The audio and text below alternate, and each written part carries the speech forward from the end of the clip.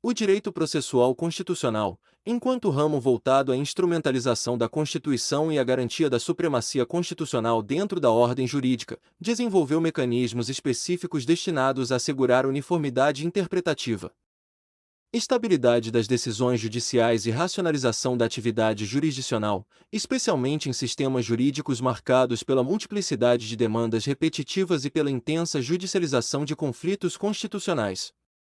Nesse contexto, a precedência e a jurisprudência constitucional assumem papel central na conformação do Estado constitucional contemporâneo, pois permitem que determinadas interpretações formuladas pelos tribunais constitucionais, sobretudo pelo Supremo Tribunal Federal no ordenamento brasileiro, transcendam o caso concreto e passem a irradiar efeitos normativos sobre toda a estrutura jurisdicional e administrativa do país. A construção histórica desse fenômeno decorre da progressiva valorização da força normativa da Constituição e da necessidade de assegurar coerência institucional à interpretação dos direitos fundamentais, da separação de poderes, do federalismo e dos princípios estruturantes do Estado democrático de direito. A jurisprudência constitucional deixa de ser mero conjunto de decisões reiteradas para converter-se em verdadeira fonte de orientação obrigatória, influenciando diretamente a atividade jurisdicional, administrativa e legislativa. Fenômeno que se intensificou especialmente após a Constituição de 1988, cuja densidade normativa e abertura principiológica ampliaram significativamente o espaço de atuação interpretativa do Poder Judiciário.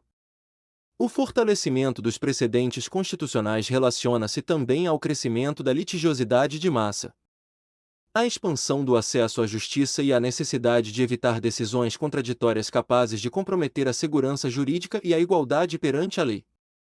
Em sistemas jurídicos de tradição romano-germânica, como o brasileiro, historicamente fundados na primazia da lei escrita, a valorização dos precedentes representou uma transformação paradigmática, aproximando parcialmente o modelo nacional de técnicas características do common law, sem que isso significasse abandono da centralidade legislativa.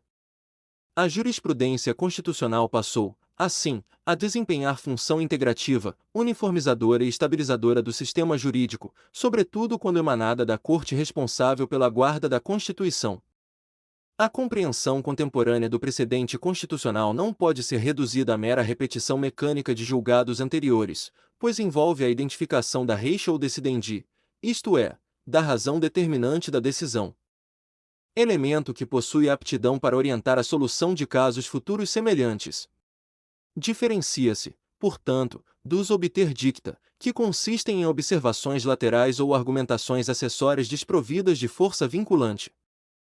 A teoria dos precedentes exige atividade interpretativa sofisticada, baseada na comparação entre casos, identificação de similitudes fáticas e normativas, bem como análise da compatibilidade entre o precedente existente e a controvérsia atual. O Supremo Tribunal Federal, ao longo das últimas décadas, consolidou-se como verdadeiro tribunal de precedentes constitucionais, exercendo função não apenas jurisdicional, mas também normativa. Ao estabelecer interpretações constitucionais obrigatórias que vinculam os demais órgãos do Poder Judiciário e, em certas hipóteses, a administração pública. Entre os instrumentos mais relevantes dessa transformação destacam-se a súmula vinculante, a repercussão geral, os precedentes obrigatórios e a modulação de efeitos das decisões de controle de constitucionalidade.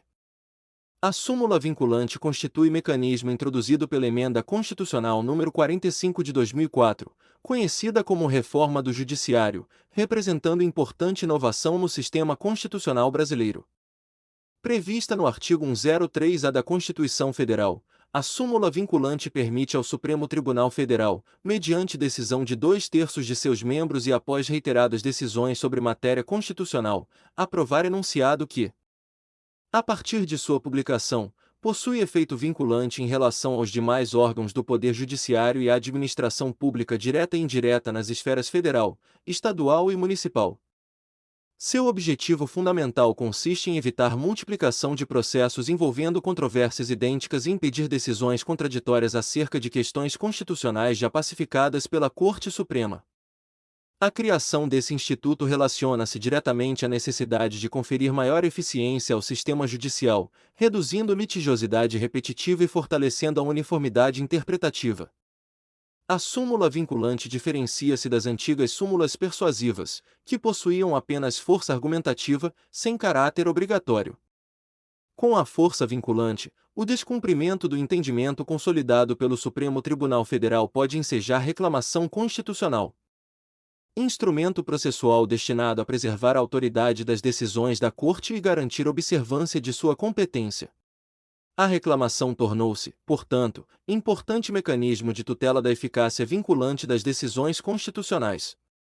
A edição de súmula vinculante exige não apenas reiteradas decisões sobre matéria constitucional, mas também demonstração de controvérsia atual entre órgãos judiciários ou entre estes e a administração pública, capaz de gerar grave insegurança jurídica e relevante multiplicação de processos.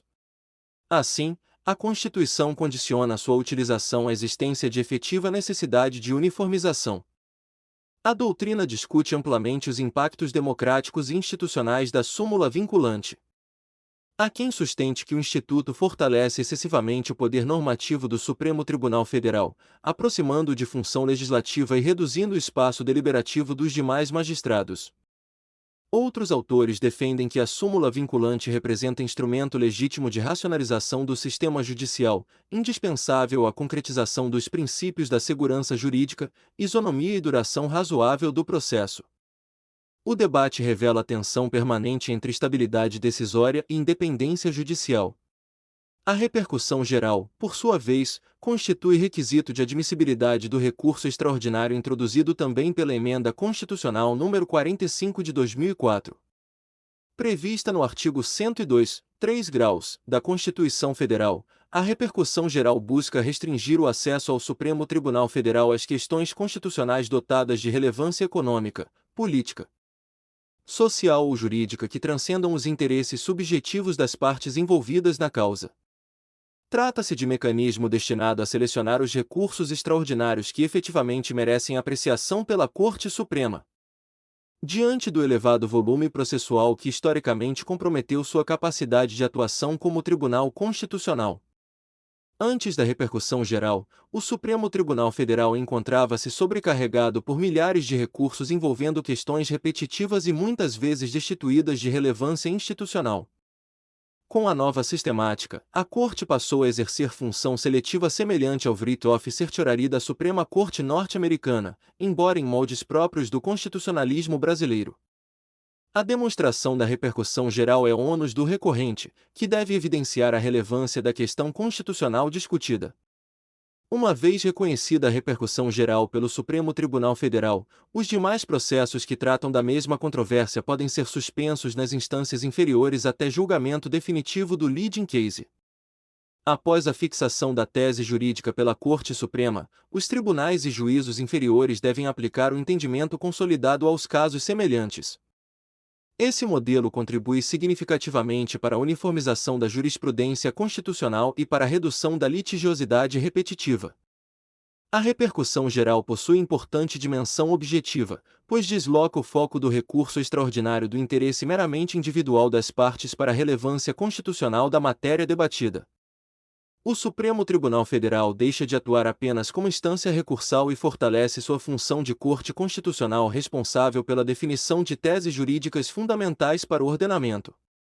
A sistemática da repercussão geral também dialoga diretamente com o Código de Processo Civil de 2015, que consolidou o modelo de precedentes obrigatórios no direito brasileiro. O artigo 927 do CPC estabelece que juízes e tribunais devem observar as decisões do Supremo Tribunal Federal em controle concentrado de constitucionalidade, os enunciados de súmula vinculante, os acórdãos proferidos em julgamento de recursos extraordinários repetitivos e as orientações fixadas em incidente de resolução de demandas repetitivas e incidente de assunção de competência. Esse dispositivo fortaleceu normativamente a cultura dos precedentes no Brasil, impondo o dever de coerência, estabilidade e integridade jurisprudencial. A ideia de precedentes do Supremo Tribunal Federal transcende os mecanismos formais de vinculação expressa. Mesmo decisões sem efeito vinculante explícito frequentemente exercem forte influência persuasiva sobre o restante do sistema judicial, especialmente quando proferidas pelo plenário da Corte em matérias constitucionais relevantes. O Supremo Tribunal Federal desempenha função interpretativa central na concretização da Constituição, sendo responsável pela definição do alcance de direitos fundamentais, competências federativas, limites da atuação estatal e parâmetros de constitucionalidade das leis. A jurisprudência constitucional produzida pela Corte possui dimensão política e institucional significativa, pois frequentemente envolve temas sensíveis relacionados à moralidade pública, políticas públicas, relações entre os poderes e proteção de minorias.